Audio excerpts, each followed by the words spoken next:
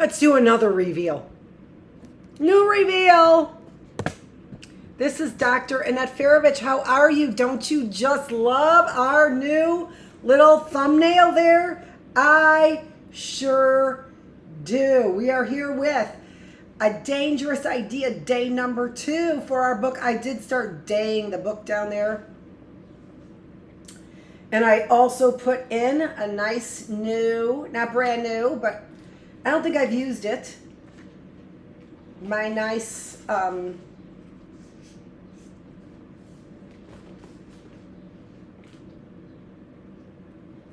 magnet book holders, right? They are so cute. This one says, "Be joyful, hope." Maybe that's an and hope there.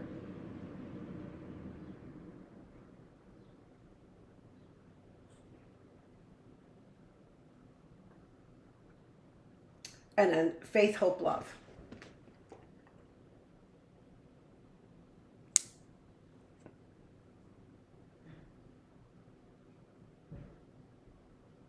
See, what is that? Is it like that?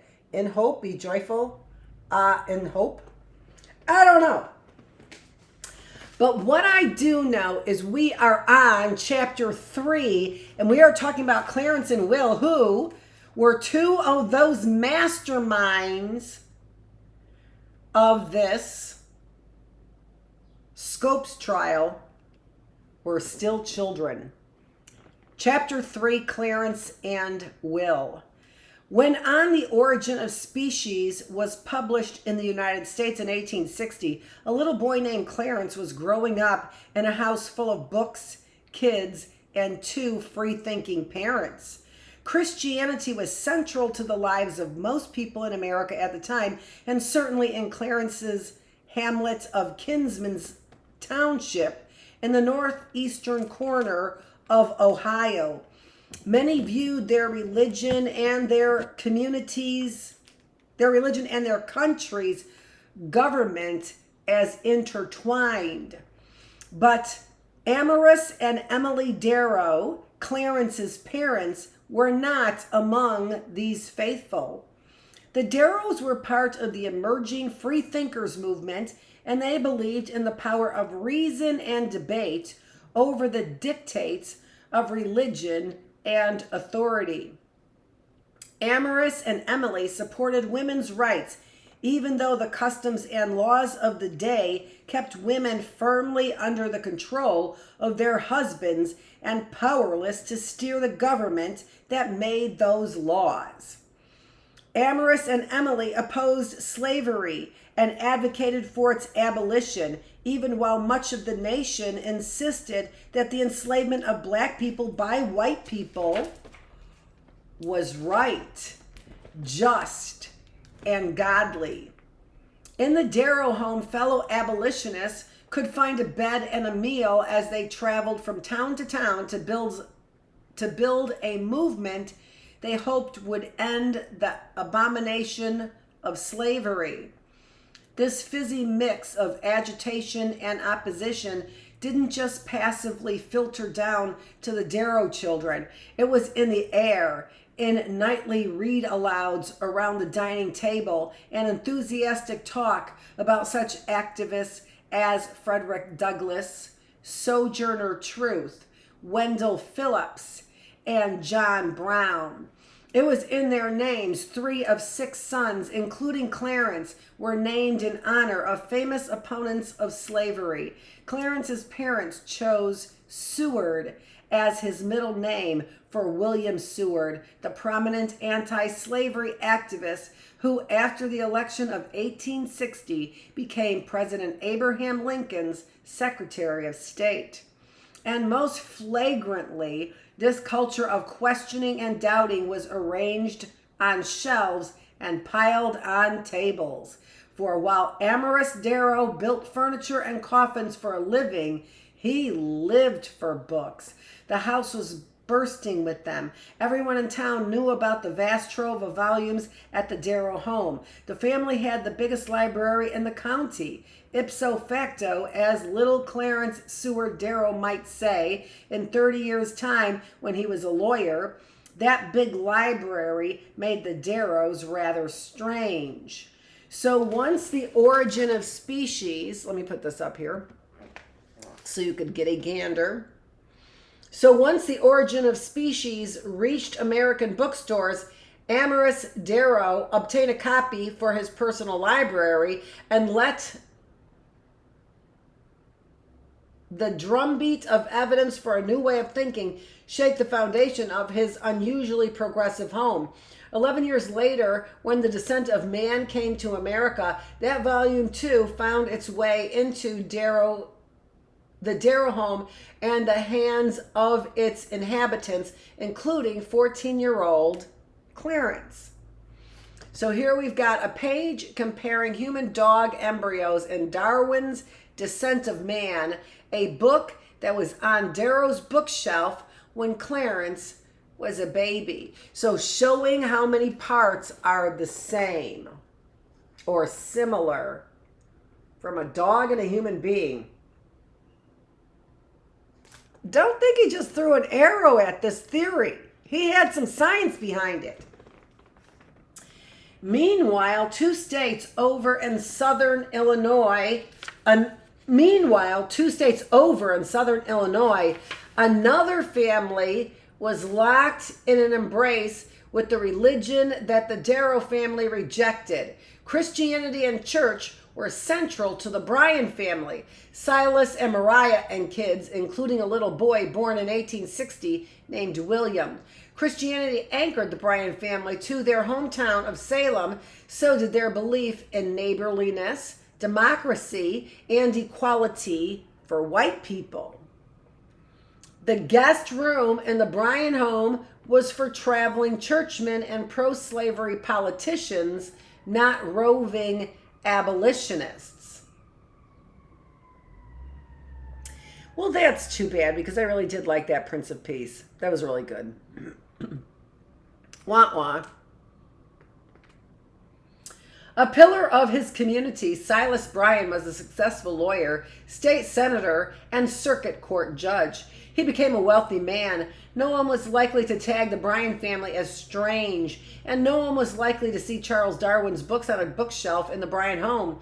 The notion that people descended from other animals through a process just the same as any other living thing on earth, this violated the very core of the Bryan family's tenets. People were sacred, imbued with a special design and purpose. This idea had been passed down for generations. No matter what books graced the shelves inside the Darwin and Bryan homes, the children were not going to be learning about Charles Darwin's new theory in school. Both Clarence and Will attended public elementary schools, which by 1860 were common in many parts of America. They were fed a steady diet of McGuffey's Readers, a popular series written by a Presbyterian minister.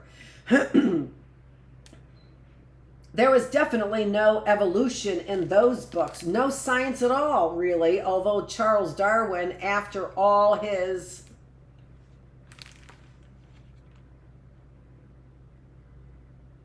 research into beaks and claws, might have been interested in McGuffey's story of Little Rose and Willie, brother and sister, who find a bird's nest. How does the bird make the nest so strong, Willie? The mother bird has her bill and her claws to work with, but she would not know how to make the nest if God did not teach her. McGuffey's readers were unavoidable in the mid-1800s, as was their strong Protestant sensibility, as was Bible study, even in public schools. Most everyone in America was one version or another of Protestant. If infidels, which is how neighbors labeled Aramis Darrow, or Catholics or Jews or Muslims were uncomfortable with the pervasive Protestant ethics or cultures, they could go ahead and be uncomfortable. Majority ruled. Now I have to say, I heard that so many times growing up as a child. I mean, it was just child rhetoric that we repeated from our parents. The Darrow and Bryan boys. Oh, okay, so there is one of the McGuffey readers. Eclectic First Reader for Young Children with Pictures by W.H. McGuffey. This is Cincinnati, published by Truman and Smith in Cincinnati. So there we go.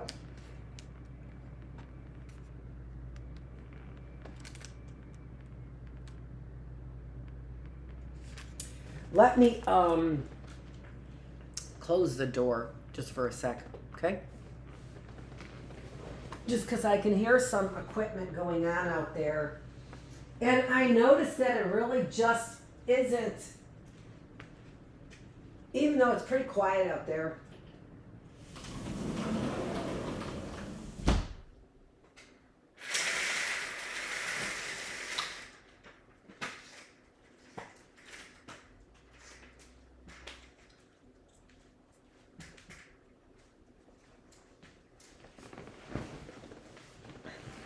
They moved out. I'm very sad. I actually am very sad. I mean, they, you know, I've said things, but I like seeing the kids walk back and forth, that's for sure.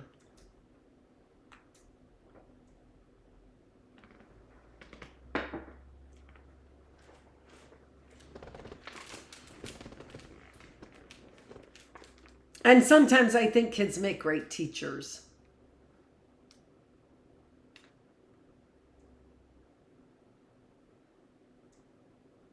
The Darrow and Bryan boys also learned the basics in their elementary schools, reading, writing, arithmetic. And from there, both Clarence and Will, unlike most American teenagers at the time, continued their education. They attended private academies where they studied such subjects as algebra, history, and Latin. Unlike elementary schools, these academies also offered courses in science-styled natural philosophy, or they offered courses in science-styled natural philosophy or natural history. Here, too, the glow of religion and God's presence did not dim. Educators taught that the natural world illuminated God's handiwork. Young scholars learned that God was the designer. Charles Darwin wasn't the only student to absorb William Paley's argument in natural theology. So the text there says, one of McGuffey's readers used at the time, Clarence and William Jennings Bryan were school children. I looked at into the Reader's Digest because that's what I was reading during as a school child, and I thought that was pretty good. And then I kind of got stuck there and did not look that up, and voila. Remember that?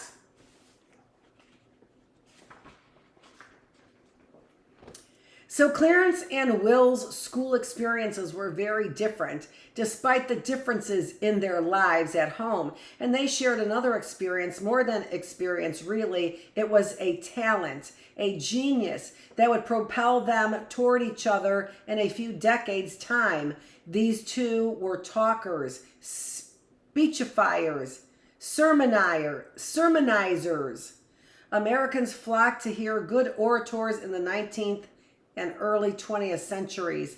A thrilling oration was the blockbuster movie of the time. At a young age, Will thought he might grow up to be a preacher, mesmerizing a congregation from his place in the pulpit. He loved to stand on the steps outside his house and make speeches in front of the neighborhood kids. He may not have had anything sensible to say, but that didn't stop him, even at the age of 4, from mimicking his elders, ministers, politicians, lawyers in his father's courtroom. Clarence bloomed later as an orator. His childhood ambitions ran more toward the baseball diamond than the church dais. Still, like most schoolboys, Clarence was expected to develop the art of delivering pieces, that is, short speeches. It took him a while to decide that he had something worth saying, but when he did, he caught up to the boy 2 states over. As if by destiny, not exactly an evolutionary concept, Clarence Darrow and William Jennings Bryan set off on paths that eventually brought them to a fiery collision. Chapter 4, Boy Orator of the Platee. Don't go in there. The farmer left his plow to warn off two women who were walking toward the woods. There is a man over there shouting and waving his hands, he continued. I think he must have escaped from the asylum. It was May 1880, a man in the woods shouting and waving his hands, sermonizing to the trees. The two women weren't alarmed. They knew it had to be Will Bryan, practicing one of his speeches. Will's ardor for speech-making, already burning when he was a small child, had only grown warmer as he grew older. While still schooled at home, he had regularly climbed up on the tiny table of Bryan's back sitting room and lectured on his lessons to an appreciative audience of one, his mother. But Will wanted to make speeches that made everyone, not just his mother, stop and listen. This took some work. At 15 years old, in 1875, Will went off to Jacksonville, Illinois, about 150 miles northwest of Salem. There he attended Whipple Academy, a college preparatory school, and then Illinois College.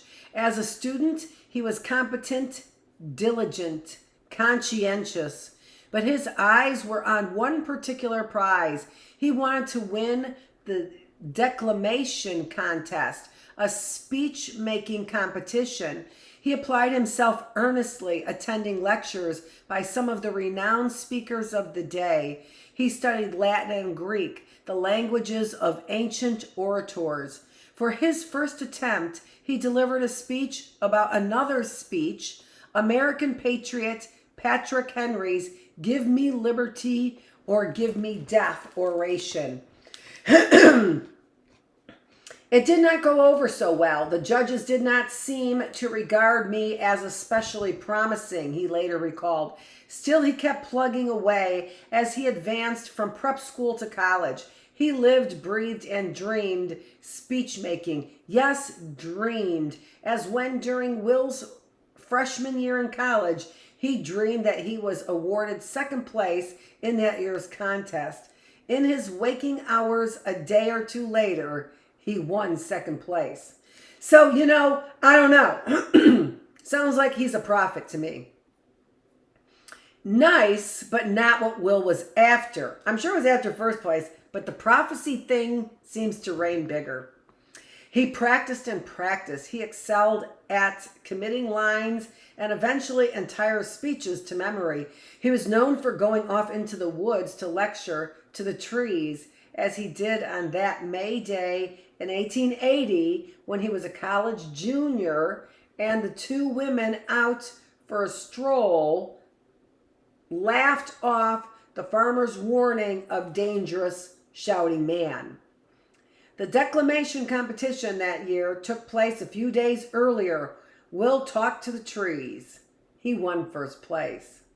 He also won over Mary Beard, one of those two women walking by Will's woods. When Mary and Will first met, she was a student at Jacksonville Female Academy down the road from Illinois College. She noticed his dark hair and eyes, his impressive height, his broad smile. My classmates in boarding school sometimes warned me that he was too good, she later wrote. But after considering the matter, I decided that I preferred marrying a man who was too good rather than one who was not quite good enough.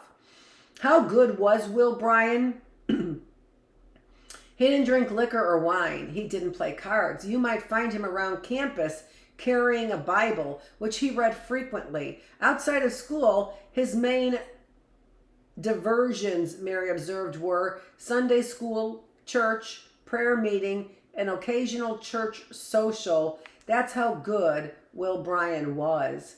Will lived in Chicago for 2 years to attend law school. a logical choice for a young man who enjoyed public speaking.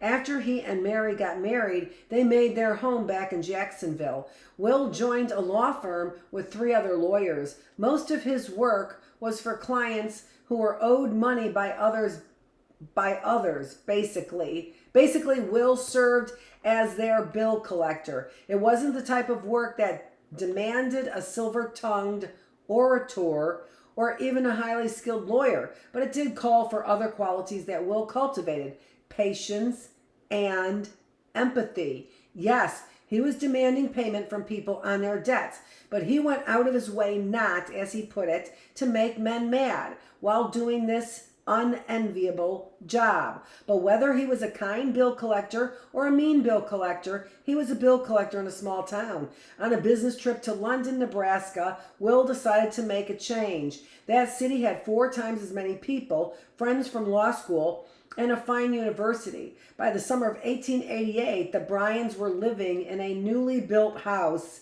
in Lincoln. This to me is analogous to Matthew, who was the tax collector. Somebody's got to be a tax collector, and you know what? I'm going to do it, and you're going to benefit. And you're going to call me every name in the book, but you're going to benefit. My people will benefit. That's what I see Matthew in the Bible as a tax collector. There was still lawyering in Lincoln. It paid better than the lawyering in Jacksonville, and it wasn't all bill collecting. More significantly, there was politics, and so much of politics was about Will Bryan's first love, speechifying. Like his father before him, Will belonged to the Democratic Party, also known as democracy. After the Civil War, as Will was... So here you are, right? A democracy versus a republic. I mean, isn't that what that's saying? Politically, here in America? Isn't that what that just said?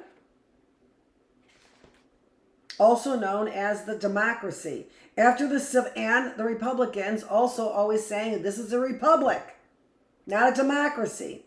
After the Civil War, as Will was entering politics, the party attracted a hodgepodge of supporters. It was known for representing farmers over city folks and poor people over rich people. But it drew supporters in city too, especially in the North, where the Democratic Party appealed to white immigrants who looked to it for jobs and other favors. The democracy was also known, especially but not exclusively in the South, for its embrace of white supremacy. Lincoln was a Republican Party town, so Will had plenty of people to try to convince of the correctness of the Democratic Party line. He embraced people of the working classes who found themselves squeezed out of opportunities to advance because of the growing concentration of wealth in the hands of powerful men and giant corporations. See why I like him? Will railed against high tariffs imposed by the U.S. government on goods imported from foreign countries. Such tariffs, supported by the Republican Party, protected American industrialists, who were generally Republican, from competition from lower-priced foreign imports. But tariffs hurt ordinary Americans by raising the prices of the goods they needed to buy. Tariffs also hurt American farmers when foreign countries retaliated by slapping their own import taxes on American corn and wheat, making those grains more expensive and therefore less attractive and overseas markets. So they're putting high tariffs, but we're like, the American people don't benefit from that. Corporations and tariffs, these subjects might not seem likely to arouse passions, much less passionate oratory, but Will had a way about him. It was 1887, and Will had traveled to a town in the western part of Nebraska to make a speech. He took an overnight train back to Lincoln, arriving home at dawn. He sat on the edge of the bed and woke his wife. He needed to tell her something. "Mary," he said, "I've had a strange experience. Last night I found that I had power over the audience. I could move them as I chose. I have more than usual power as a speaker. I know it. God grant I may use it wisely. He was 27 years old. His power to move people to laughter, to tears, to cheering was taking off. I have to say, I remember saying those words to Stuart, or I'm going to just go on. I did. I remember I had the power to, it wasn't arrogance. I didn't want to say that. That's why I didn't even entertain that idea, just in prayer. He was 27 years old. His power to move people to laughter, was taking off. Boy orator of the Platte, people called him, referring to the river that runs through Nebraska. Even those who disagreed with the content of his speeches had to admit that the instrument through which that content was delivered, Will's voice, was splendid. It was pleasant and full, crisp and comprehensible. He could bring up its volume to incredibly loud levels, reaching the far corners of large auditoriums without any perceptible strain. His speeches, while about political topics, frequently had the feel of sermons. He was proudly a Christian, and he wove biblical rhythms, quotations, and belief into his public addresses. Nebraska Democrats chose Will as their candidate for U.S. Congress in 1890, and even though Will was a Democrat running in a Republican congressional district, he won the election handily and went to Washington, D.C. as U.S. Representative William Jennings Bryan. And from there, awareness of his oratory prowess spread beyond Nebraska. When he delivered his first major speech about tariffs in Congress, Will's audience was spellbound. He spoke for an hour, then another hour. Legislators and locals rushed to the House of Representatives to witness the show. His hometown newspaper, setting aside its own editorial opposition to Will on the tariff question, gushed. Where is a Nebraskan with soul so dwarfed by what he falsely imagines to be politics that he cannot rejoice in the merited popularity of our young congressman? Bryan is worth more to us than an advertising train.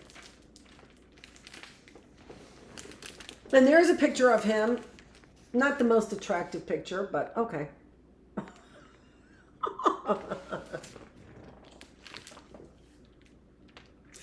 I'm just saying, I've seen other pictures of that guy. Woo! After he was elected to office, William Jennings Bryan quickly earned a reputation as a powerful speaker. Invitations to make speeches poured in.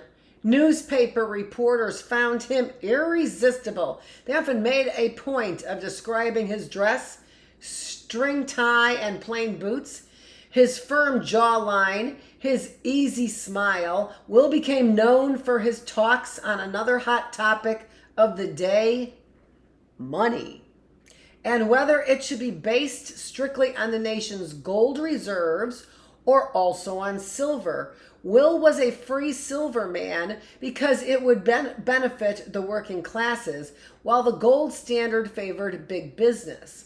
After he gave a 3-hour speech in Congress on this issue, a weekly newspaper in Missouri cooed, "This was one of the most wonderful speeches that ever emanated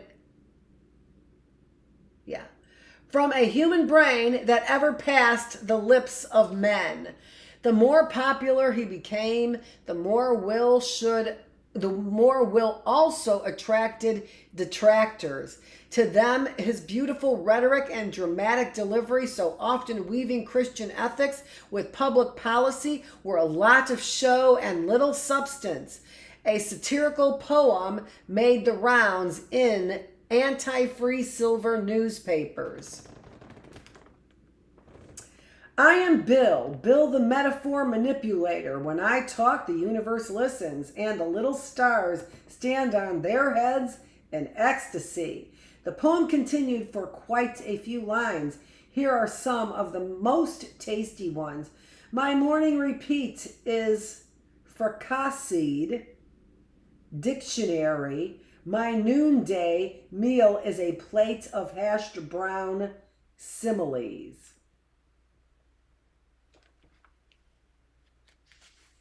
Fricasseed. My morning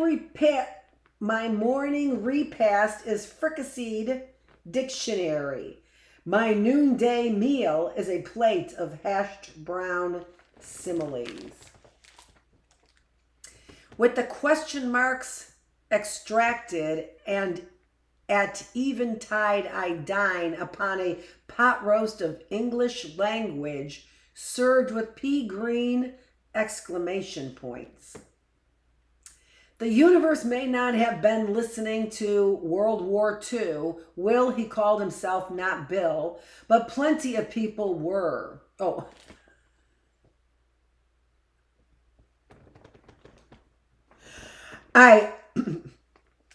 I'm sorry about that. But it is interesting, the propaganda equated to both of them. That was a little blur in my glasses. The universe may not have been listening to Will. Will, he called himself, not Bill, but plenty of people were. His star ascended. He positioned himself as the champion of regular working people, poor people, small town and country people. It was then against the city elites who were running the country, against moneyed interests who wanted all the country's wealth to be siphoned upward to the bosses and the bankers and the corporate bigwigs. This was what Will told his audiences anyway. Will's concern for the downtrodden and the forgotten was sincere, but it left out a significant segment of the American population, people of color. Mostly he ignored them. Listening to his speeches, you would never know, for example, that Black Americans experienced race discrimination wherever they turned, walking down the main streets that Will championed, traveling on trains, seeking decent work and wages and education and housing. You would never know the violence against African Americans was soaring. This blindness on Will's part was baked into his personality. He was a man who later began his memoirs with this statement: I was born a member of the greatest of all the races, the Caucasian race. I remember as a child saying that. Now, there are pressures that would have you say that I just want to convey. And that would be being born Mexican in a climate where people were really not very, didn't have a lot of great thoughts about Mexicans. They were savages, follow the thought train, right? And so I was like, you're silly. I don't even look much different except for I get more tan than you do. And then you could point out those kids who were more tan, who could get more tan as well. So you knew they had an ethnicity as well. But the whole thing really was, seriously? Seriously? I go to school with you every single day. You know who I am. Seriously. And by the way, I don't know. Maybe it wasn't dirt. Maybe it was just really skin color. Because I remember, even when the washing thing was going on, wash your face, I remember thinking, where's the towel? What am I going to dry my face with? Do you seriously want me to take soap? What do you want me to do? I don't really know exactly what you're asking me. Why would you be asking me to wash my face? How about you just say what you mean and mean what you say? That might have been where I started that. I think I got bit on the bottom of my foot by a mosquito. Oh.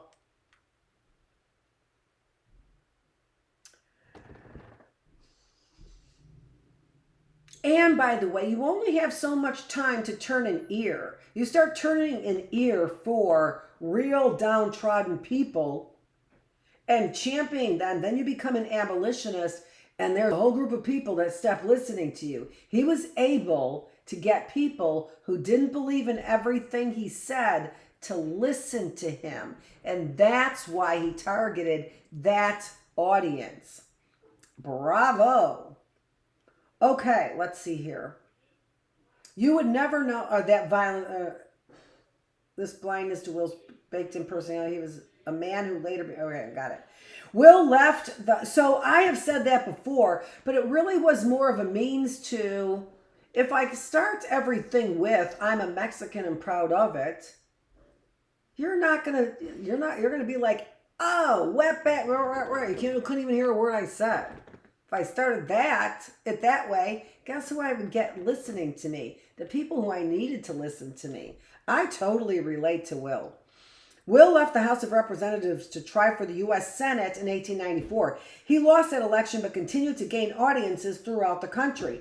He didn't return to lawyering. His new career as an orator earned him enough money to support his family nicely. Speaking from the East Coast to the West, he took the stage at debates, conventions under big tents. His fee of $100 per appearance equaled what he used to earn for 2 weeks of work as a lawyer. By the time the Democratic Party met in Chicago for its nominating convention for the presidential election of 1896, Will was a force. Various candidates jostled for the nomination. The new Chicago Coliseum, the biggest venue in the world, with a capacity of 20,000 and acoustics that only an extraordinary speaker could conquer, played to Will's strengths. Lesser orators' words couldn't be deciphered beyond the first few rows. The sound just bounced around. When it was Will's turn to address the conventioneers, he gave a speech that not only could be heard throughout the Coliseum, but that also soon would be reprinted and quoted throughout the country. The scene inside the cavernous hall at the Democratic National Convention of 1896. Now, what I want to say to you about that is this. If you've got something where you have to be heard for all these people, you're going to end up getting speakers, and maybe the technology isn't so great. And there was all that reverb, right? So I am, will. And if you go, I am Will Jennings Bryan, it'll be like, I am, Will. And so they're saying that you couldn't hear necessarily what he was saying. And he had that mastered. His cadence mastered that auditorium. His voice was built for an auditorium. His temperament, his personality. There's the picture that I like right there. That one, I think he looks like he's really a handsome man.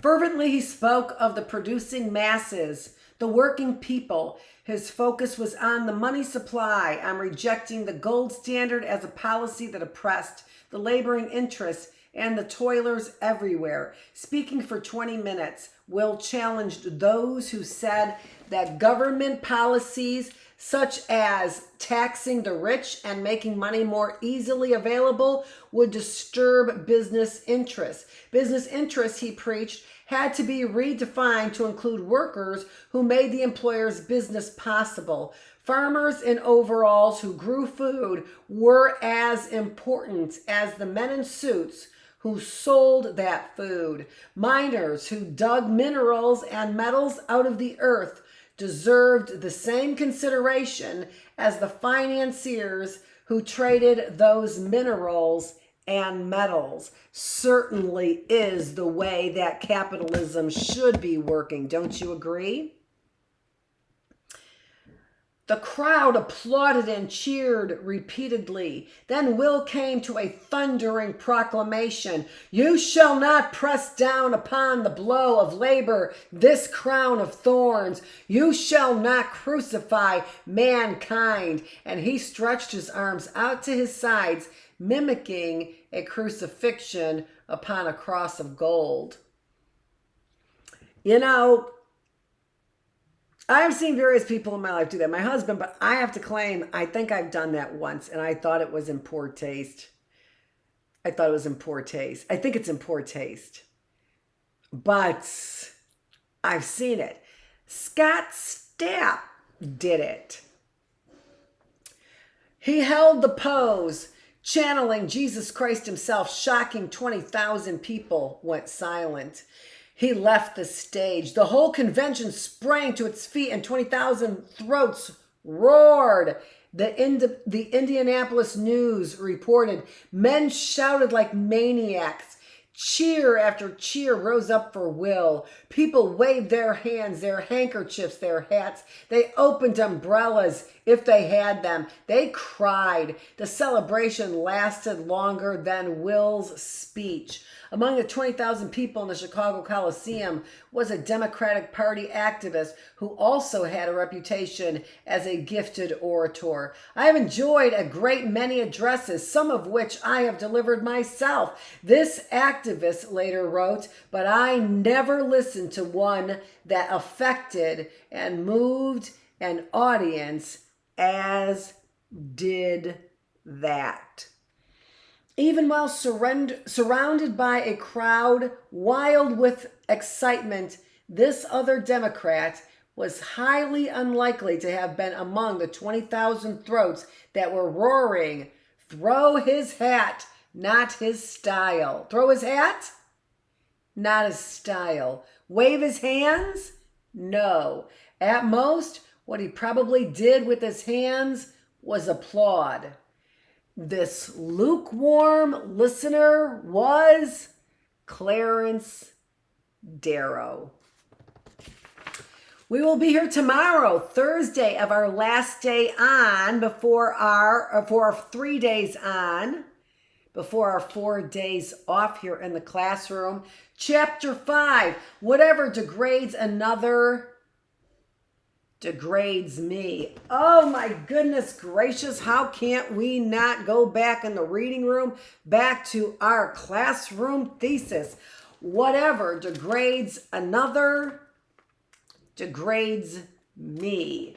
I'm sorry that I degraded that book by highlighting in it. It is, every time I look at the highlights, I'm like, it is Plymouth, and I did that. So, Dr. Annette Feravich, here on day 117 in the classroom. We are reminded once again of our classroom thesis here on day 117. It is July 9th. Can I show those flowers there too? They are lasting a good long time. How did that happen? How wonderful. Look at how long they are lasting. This is Dr. Annette Feravich. I've been putting them outside too because they're so beautiful. Thanks, sons, for my flowers. I know how you work. This is Dr. Annette Feravich. Not all the time. I don't know how you work, but I do know you're hard workers. This is Dr. Annette Feravich showing you how to do it, the hard work, and making it look easy.